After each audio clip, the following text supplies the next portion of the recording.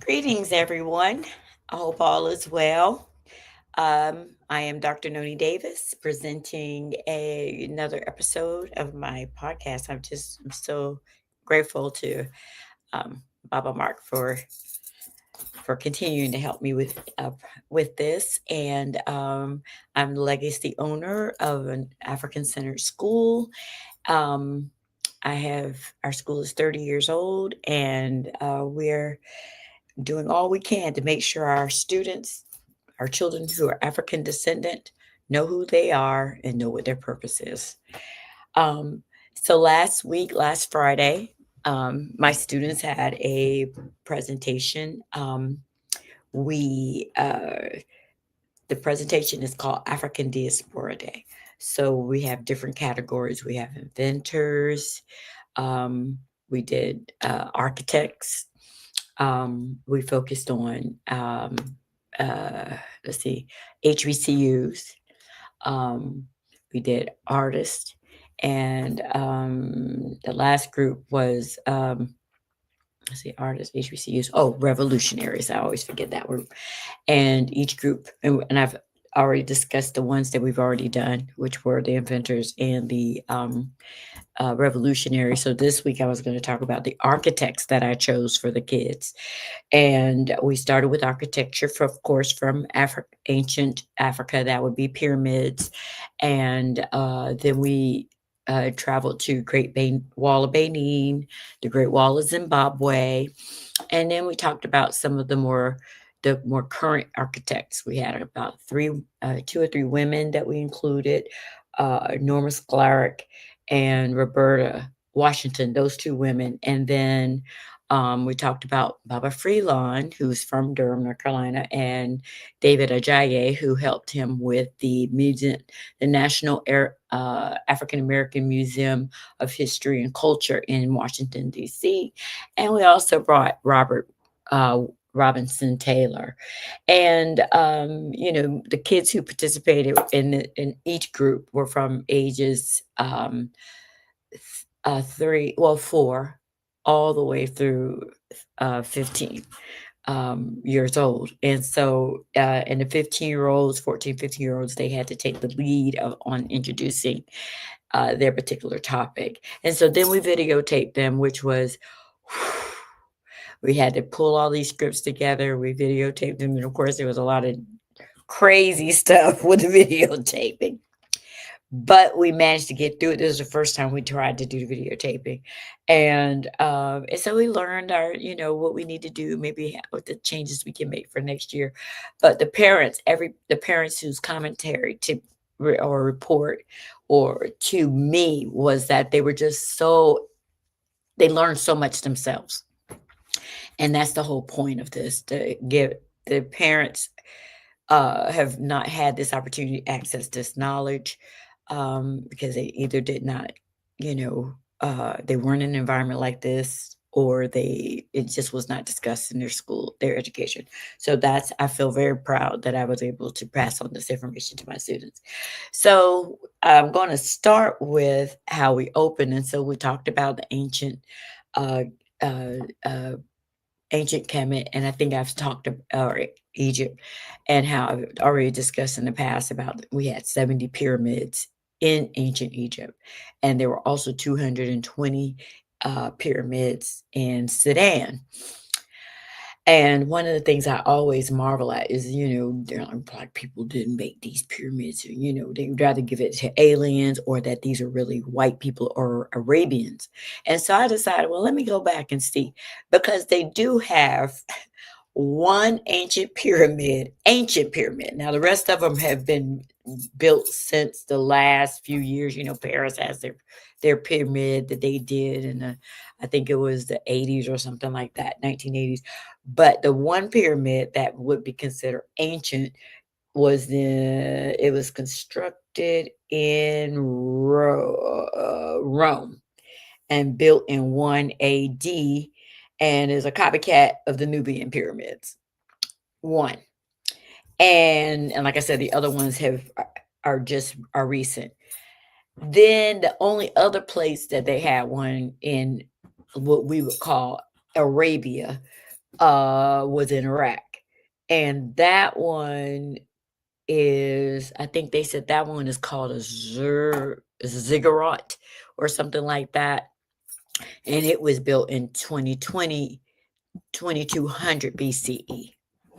But that's still a lot later than the pyramids of Egypt, which were, I think the step pyramid they said was 2600 in that era, and between 2200 and 20 no 2600 BC and 2200 BC we built these pyramids. So you're like, why are they even trying to, compare or or state that these pyramids were built by people outside of Africa? It makes no sense because you don't have any. Now, in my research, that did trip me out was that they said that there are pyramids in Asia, and there are several pyramids, I mean, in Southern Asia, and this is where all the people are brown and black. And apparently in China, for some of them, some of these pyramids are actual burial sites. But what was interesting is that these pyramids also have been covered up. Oh, let me find it.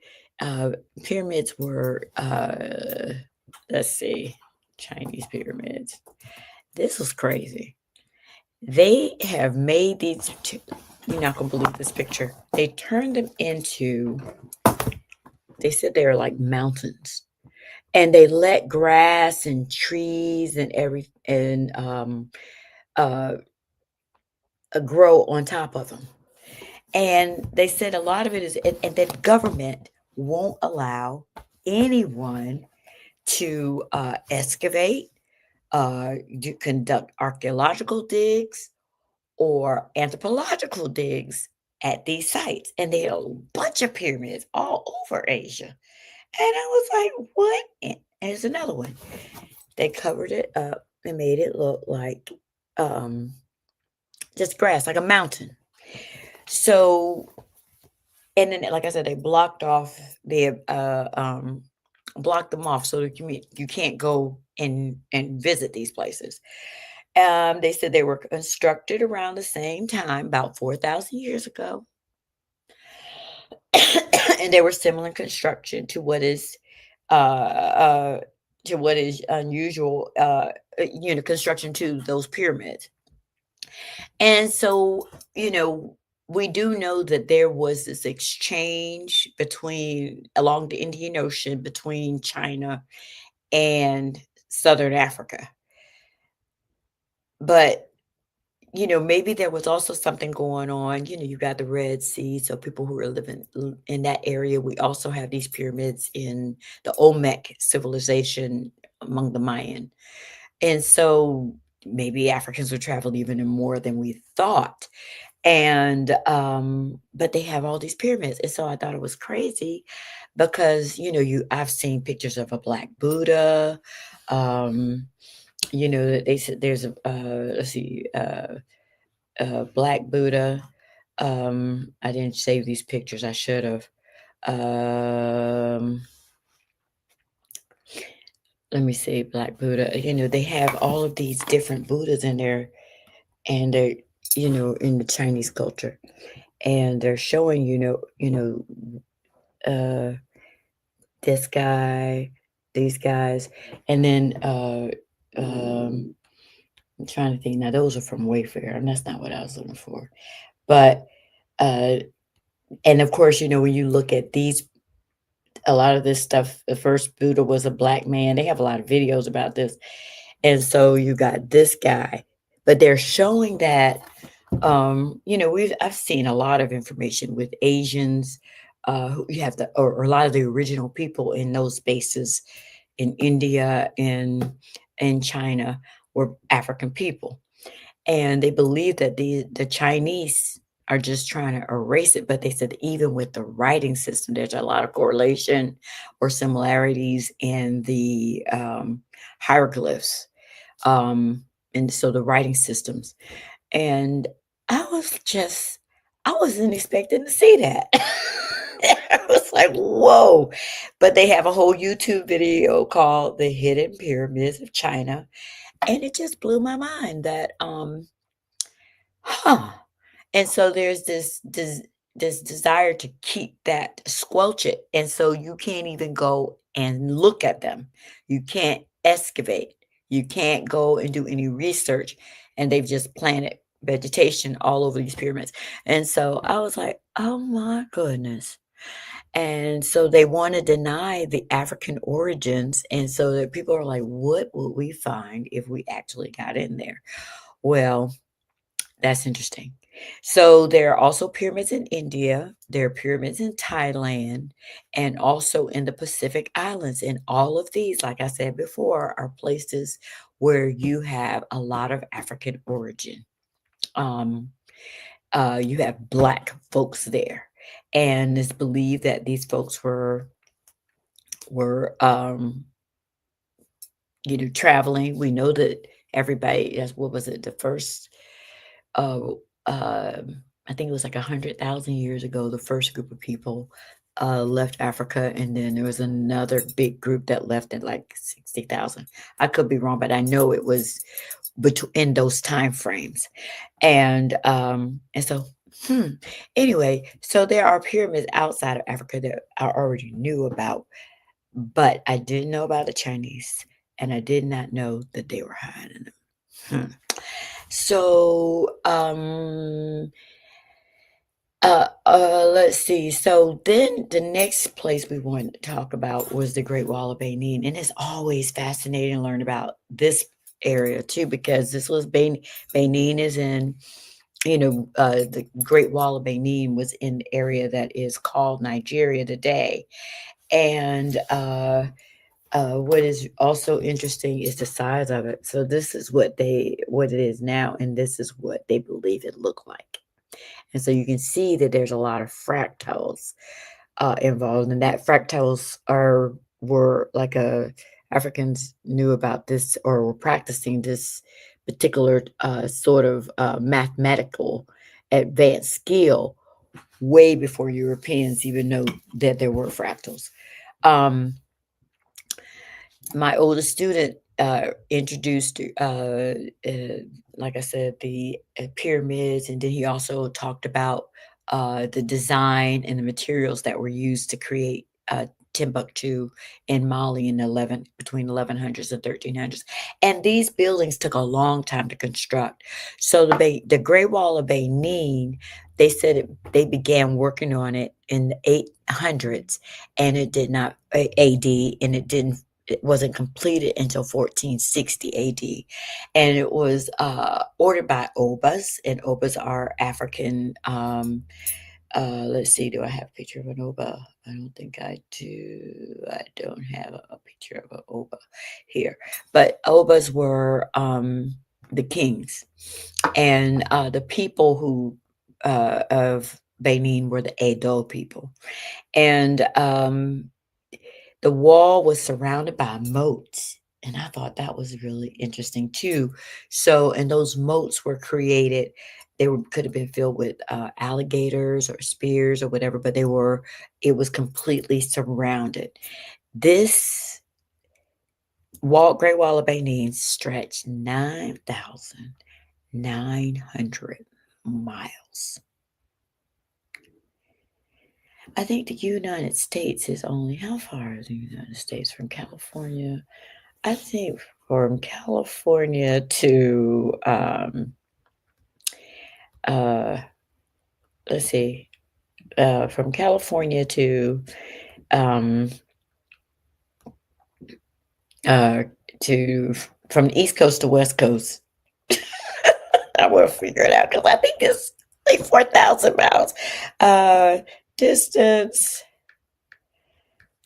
from the East Coast. No, from the West Coast. Oh, no, no, no, no. West Coast, coast to East Coast, East Coast,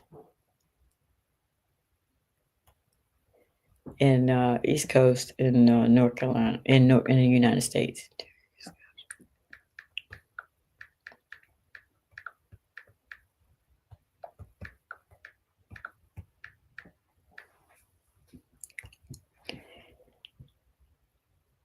It's 3,000 miles. 3,000 miles. This thing was 9,900 miles long, covering an area of 6,500 square kilometers or 2,500 miles, and it is 4 times longer than the Great Wall of China. Imagine that. It is thought to uh, be it's thought that it took at least 150 million hours to construct it. And it had the Great Wall of Benin City had street lights that were, fire lamps that were used palm oil. And I've seen palm oil. I've seen it when I was in on the continent. And then, like I said, the planning incorporated the mathematical concept of fractals, and they even had underground drainage systems.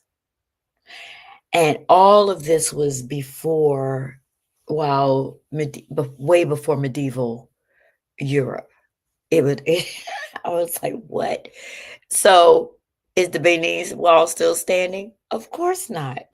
The British came in 1897 and burned it down, destroyed it. Instead of reflecting on, like, whoa, what? And now the Portuguese came there first, and they saw it, and they wrote stories like, oh my God, it is considered to be the largest man-made. It was one of the largest man-made monuments in the world, and it was destroyed. So instead of like, respecting the beauty and the majesty of um, mammoth construction, the British said, break it down, tear it down, because we have decided that Africans are primitive, and how dare they have a city that is more magnificent than what we have in Europe. Crazy.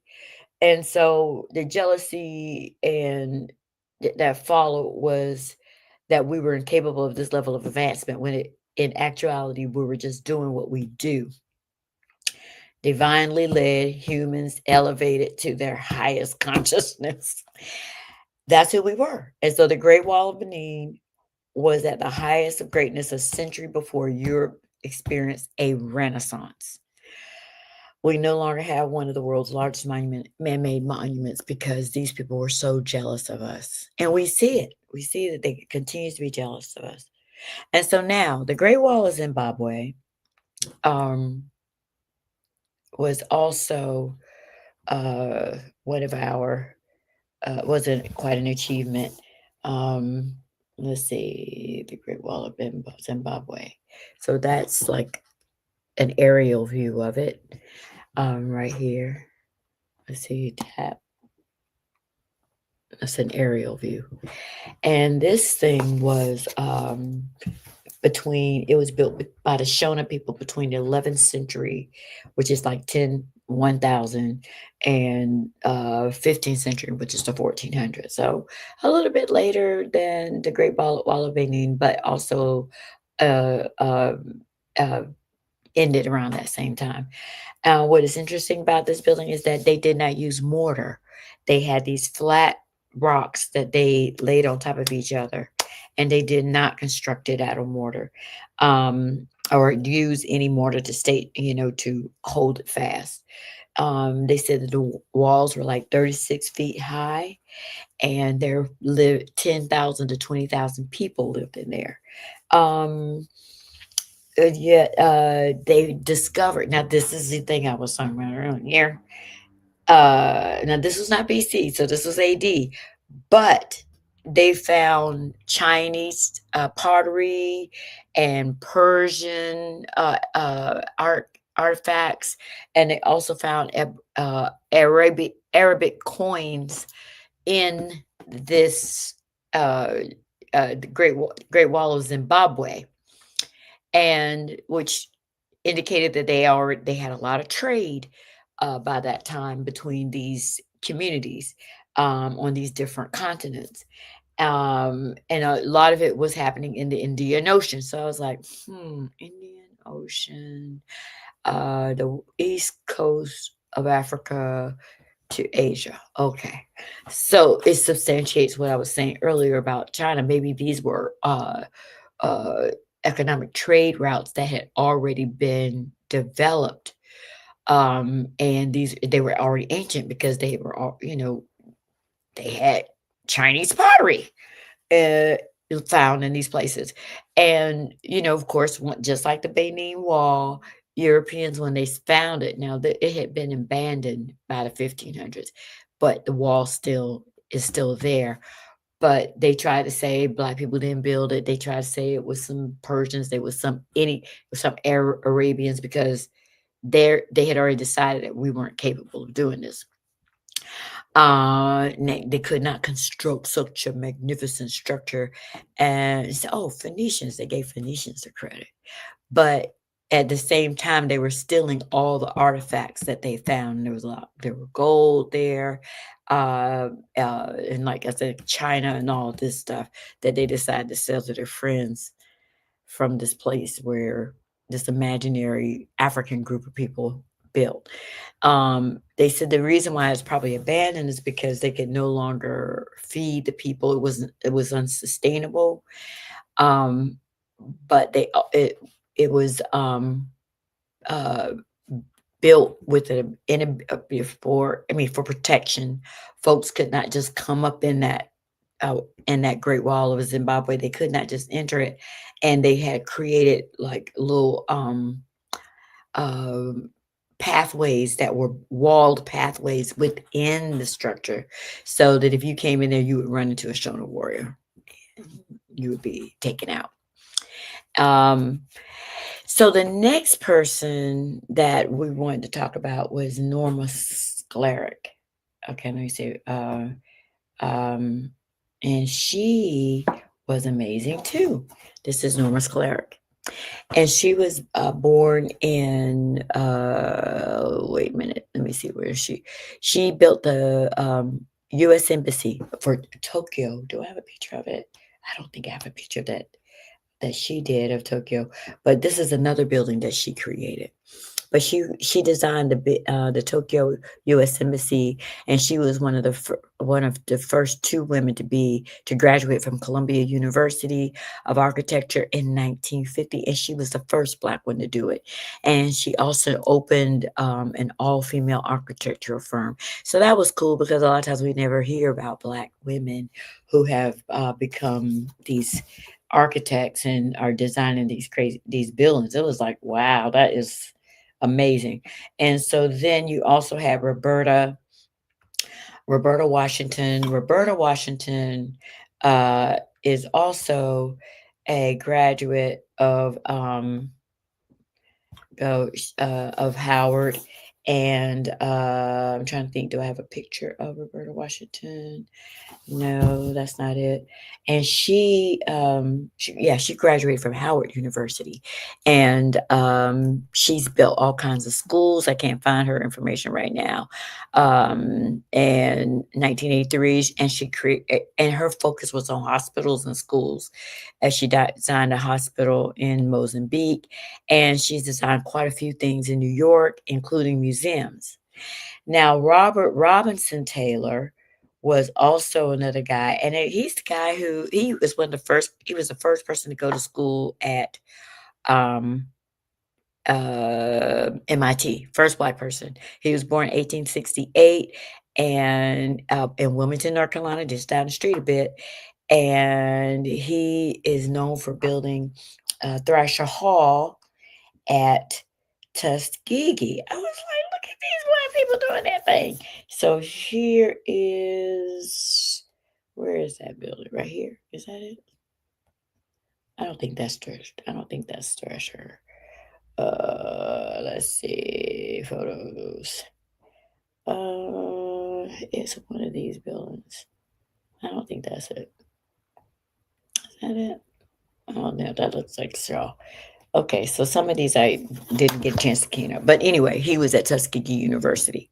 Then you have Julian Abel. Everybody knows who Julian Abel is. He's the one who designed he was an architect who designed Duke University cathedral, the back in the day here.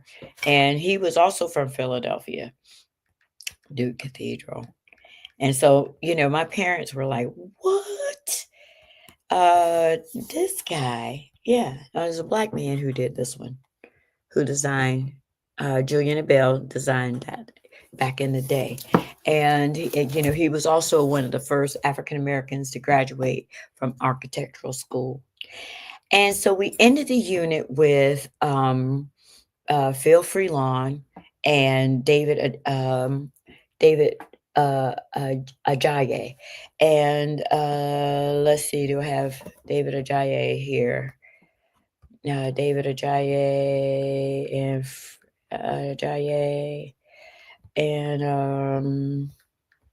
and Phil Freelon, Baba Phil Freelon.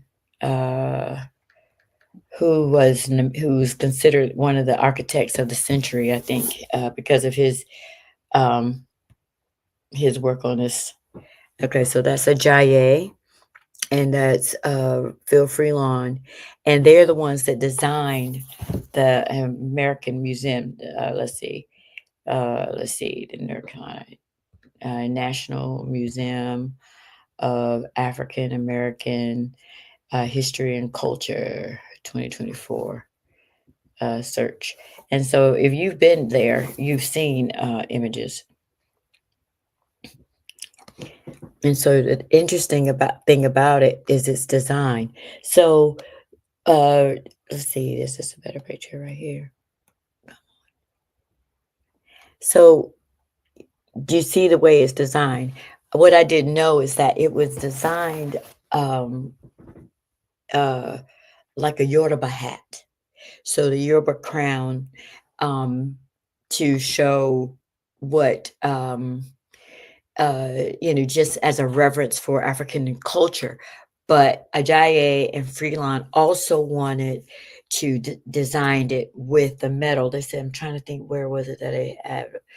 Ajayi is from Ghana. I forgot to say that.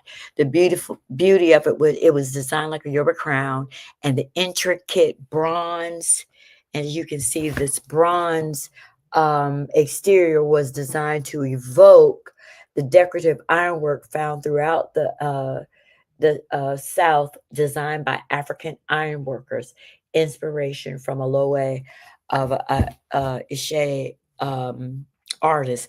But they wanted to show it's brown hue and it's lattice exterior, and so they built this museum, and it's in DC, and it's I've been there, and just when you see it, you're like, oh my God.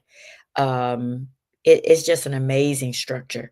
And the inside, this is a view of it from the inside. That's what it looks like. It looks like a lattice. Um, uh, it's gorgeous.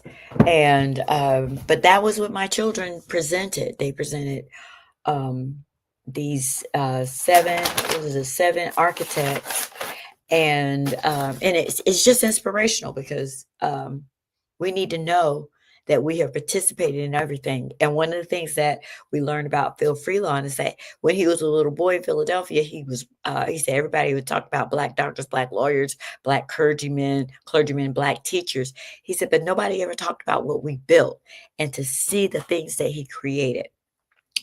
It's just utter amazing. He's done Durham transportation, buildings. He did Motown building in Detroit. He's built stuff in San Francisco, Diaspora, and they said he's had a hand in almost every African American museum or civil rights buildings since he's been around. So he's like one of the top. He was. Baba is deceased, and we just give thanks for the gifts that he shared when he was here. But he was one of the lead architects on every single structure that was for African Americans while he was on this planet. And so we just give thanks for him. But that's all I have to say. And I share with you the other stuff that we've learned. Our kids are amazing. So ashe, yo. If you're talking, they will hear you. We all want our kids to grow up safe and healthy. So we show them how. And we tell them with honest conversations that let them know what we expect. Not just one time, but every chance we get. That's especially important when it comes to alcohol and other drugs. Kids not only need to know the dangers and how to avoid them, they need to hear it often from you. And when it comes to pain medications, opioids, they need to know that they should never be taken without a prescription and never shared with friends or family. It's dangerous and illegal. So talk with your kids and guide them through the challenges of growing up safe and healthy. Because when you talk, they hear you. For more information about talking with your kids about underage use of alcohol and other drugs, visit underagedrinking.samhsa.gov. So talk, they hear you. You can do it if you try.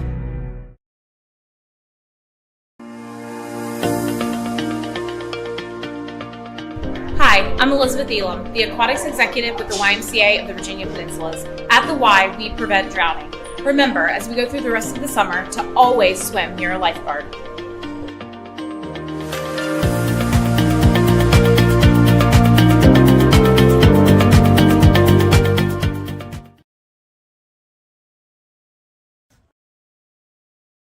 I'm a St. Sya student. Of course I walk into the sound of drums. I'm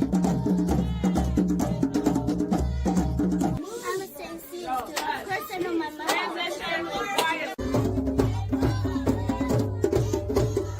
I'm a St. Sya student. Of course I can play the drum.